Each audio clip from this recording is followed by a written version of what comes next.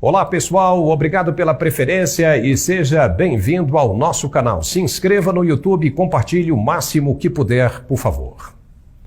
Às vezes a gente fala as coisas e não é inteiramente compreendido, por isso temos de procurar sempre escolher as palavras certas e claras para que um número cada vez maior de pessoas possa entender as mensagens sem problema algum. No comentário anterior falamos que os filhos das trevas são mais espertos que os filhos da luz. Por isso é necessário ficar sempre de olhos bem abertos para não sermos enganados. Bolsonaro foi o melhor presidente dos últimos 60 anos, sem sombra de dúvidas.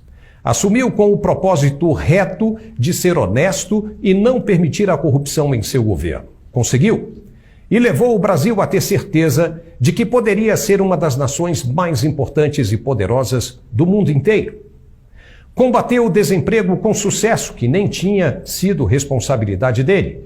Equilibrou as contas públicas, fez a economia crescer de verdade, com o PIB nacional ficando acima de muitos países ricos do planeta. Enfrentou pandemia e guerra e o país recebeu o respeito dos grandes investidores internacionais. As estatais deram lucro como nunca desde 1995 e o índice de homicídios violentos caiu impressionantemente, com cerca de 20 mil vidas sendo poupadas desde que o Estado permitiu ao cidadão se proteger por conta própria. Mas por que ele não foi reeleito? Essa foi a questão do comentário anterior. Bolsonaro é humilde, sim, mas se descuidou da retaguarda. E aqui eu peço a você que me compreenda, por ser uma análise estratégica da condução do processo por inteiro. Ele tinha muita responsabilidade para reconstruir o que estava estragado. E era muita coisa mesmo, mas jamais poderia ter perdido de vista aqueles que não o queriam no poder. Muitos acham que ele sabia o que estava acontecendo e que ficou de olho o tempo todo, mas não.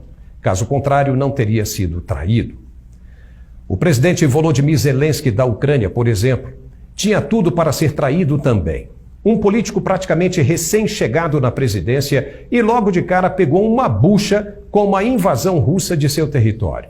Os russos são muito bons em persuasão e poderiam ter colocado infiltrados que eliminariam facilmente o jovem presidente. Mas, ao contrário do que esperavam, Zelensky continua resistindo e dentro da Ucrânia. Bolsonaro se cercou de alguns homens realmente muito bons, como o general Heleno, mas em caso de guerra física, como a que vemos no leste europeu, será que ele teria conseguido passar ileso, como o presidente Zelensky conseguiu? Muito provavelmente, pelo que aconteceu e pelo que vimos, a resposta é não. Mas isso faz dele um homem menor? Também não. Significa que aprendeu. Mesmo sendo experiente, a vida o ensinou mais uma lição importante.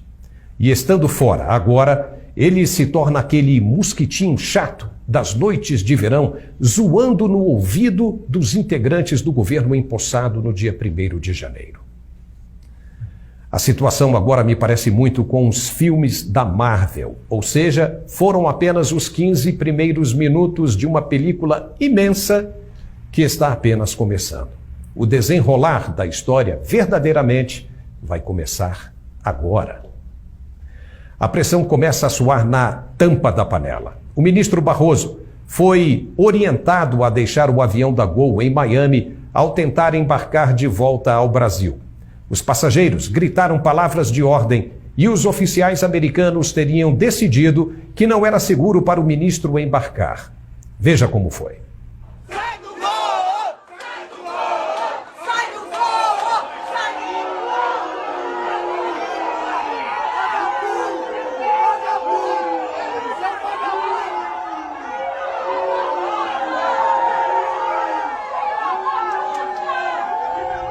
O ministro Barroso teria dito depois, irritado, que o Brasil ficou doente e comete atos antidemocráticos. Ora, isso é apenas o início e os ministros começam a perder a paciência com a falta de liberdade própria.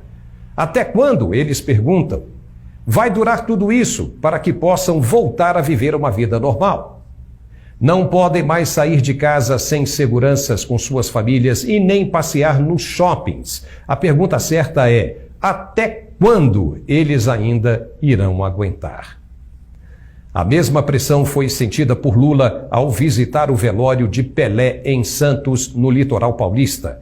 O presidente precisou chegar com um forte esquema de segurança e também foi recebido com vaias.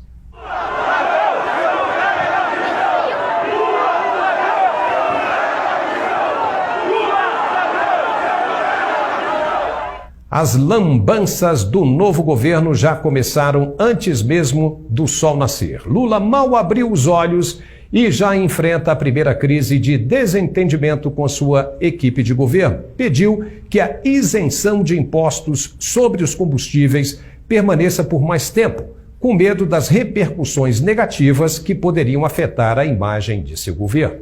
Haddad, o ministro da Fazenda, disse que deveria acabar imediatamente com o benefício e Lula mostrou que quem manda no governo é ele e não Haddad.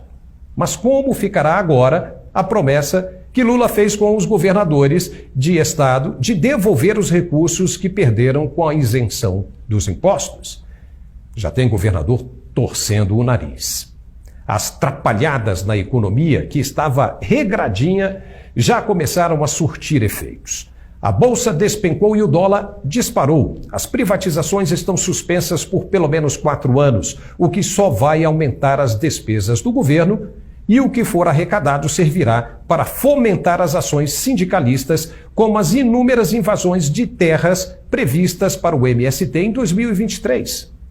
Para piorar a situação, o COAF, que é a Coordenadoria de Administração Financeira, que estava sob o comando do Banco Central, deverá agora, segundo Lula, passar de volta para o Ministério da Fazenda, ou seja, sob a tutela de Fernando Haddad. E o que isso representa?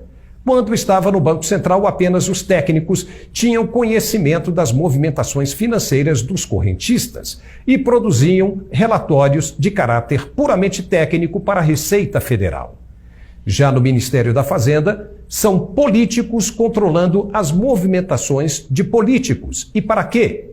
No passado, quando isso acontecia, era compreendido como um instrumento de persuasão, de chantagem em cima dos parlamentares. Porque, afinal, se vê agora a necessidade de passar o COAF de volta para a Fazenda. Lula está doido para desfazer tudo que Bolsonaro construiu. E por quê? Porque foi bom. E o que é bom para o povo é ruim para quem entra, pois o bônus fica para o que saiu. E com isso, na loucura, o desespero de apagar as lembranças e os feitos acaba arruinando cada vez mais a vida do brasileiro. Colocar a líder do Partido Comunista do Brasil no lugar do técnico Marcos Pontes à frente do Ministério da Ciência e Tecnologia é mais uma das coisas estranhas que vem por aí. Luciana Santos foi condenada no fim de 2019 em uma ação de improbidade administrativa com relação à contratação de uma empresa para serviços de iluminação pública, quando ela era prefeita de Olinda, em Pernambuco. E na sentença, o juiz Rafael Carlos de Moraes estipulou multa, suspensão dos direitos políticos por 6 anos e proibição de contratar com o poder público por 5 anos. Uou! Como ela vai lidar agora com as compras do Ministério? E nem vamos falar, por enquanto, do decreto de desarmamento, para não ficar muito longo esse comentário. O senador Marcos Duval está revoltado e promete oposição ferrenha até o fim. O resultado dessa corrida maluca, dessa mansão dos horrores, será, com toda certeza, o aumento da pressão. Quem está acostumado com a vida boa não vai querer abrir mão da conquista e a corda só vai esticar. Foi apenas uma dorzinha de barriga, mas a cólica mesmo ainda está por vir.